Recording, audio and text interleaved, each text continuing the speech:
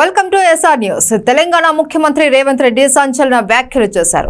AP రాజకీయాలపై Telangana CM కీలక వ్యాఖ్యలు చేశారు. మంగళగిరిలోని సీకే కన్వెన్షన్ సెంటర్ లో పీసీసీ ఆధ్వర్యంలో జరిగిన వైఎస్ జయంతి వేడుకలకు రేవంత్ రెడ్డి హాజరయ్యారు.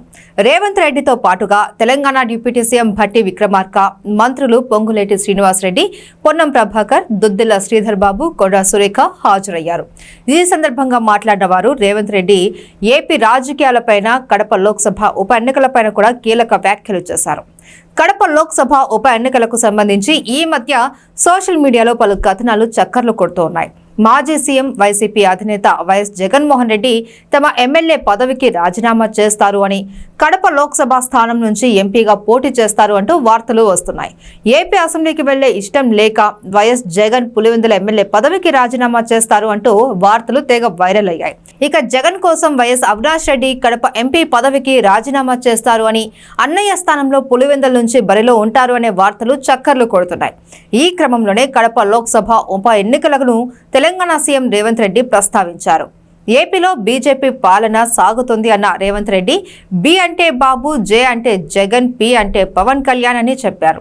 ఏపీలో అన్ని పాలక పార్టీలు ఉన్నాయన్న రేవంత్ రెడ్డి ప్రజల తరపున కొట్లాడే విపక్షం లేదు అని అభిప్రాయపడ్డారు. అందుకే వైఎస్ షర్మిలకు అండగా నిలవాలి అని కోరారు. వైఎస్ రాజశేఖర రెడ్డి తరహాలోనే వైఎస్ షర్మిల కూడా పుంజుకొని 2029 నాటికి ఏపీకి సీఎం అవుతారు అని జోస్యం చెప్పారు ఆయన. ఇదే సమయంలో ఈ మధ్య కడప లోక్సభ ఎన్నికల గురించి వార్తలు వస్తున్నాయన్న రేవంత్ రెడ్డి ఒకవేళ కడప పార్లమెంటుకు ఉప ఎన్నికలు జరిగితే కనుక వైఎస్ షర్మిల తరపున తాను ప్రచారం చేస్తాను అని కూడా ప్రకటించారు.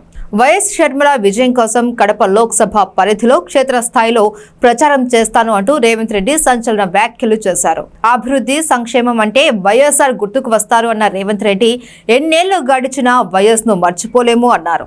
2 తెలుగు రాష్ట్రాలలో వైఎస్ అభిమానులకు కొదవలేదు అన్నారు. ఇక కేంద్రంలో ప్రధానమంత్రిగా రాహుల్ గాంధీని చూడాలి అనేదే వైఎస్ఆర్ ఆఖరి కోరికగా చెప్పిన రేవంత్ రెడ్డి కేంద్రంలో రాహుల్, ఏపీలో షర్మిల నేతృత్వంలో కాంగ్రెస్ పార్టీ అధికారంలోకి వచ్చేలా కార్యకర్తలు కృషి చేయాలి అని పిలుపునిచ్చారు.